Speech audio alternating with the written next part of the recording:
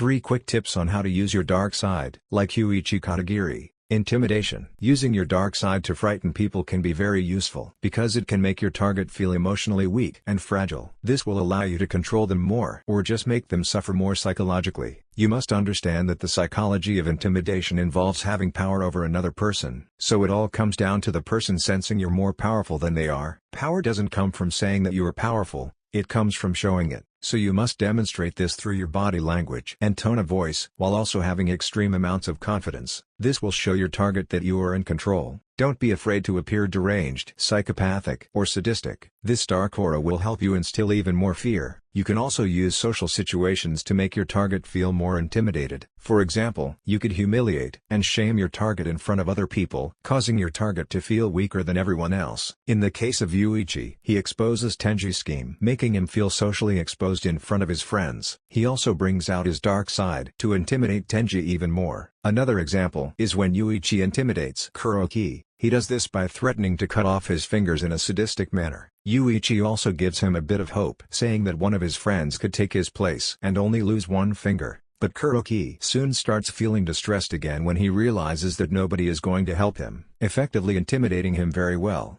Unpredictability. People will naturally develop a fear of someone or something they can't understand. People are comfortable with familiarity, but become uncomfortable when someone or something is unfamiliar. Essentially, if you don't reveal too much about yourself and you become unpredictable, you will strike fear and confusion in people. To do this, you must suddenly act differently and carry out an unexpected outrageous action. For example, you could be behaving in a quiet and calm manner, but then suddenly you start shouting aggressively and behaving erratically. This unanticipated change will keep people off balance, forcing people to become shocked, scared and confused, because they can't grasp what you're trying to do. Yuuichi did this during the first game, when he suddenly starts behaving differently and intentionally breaks the rules while also asking an unexpected question. This led to them reacting in a surprised, shocked and confused manner.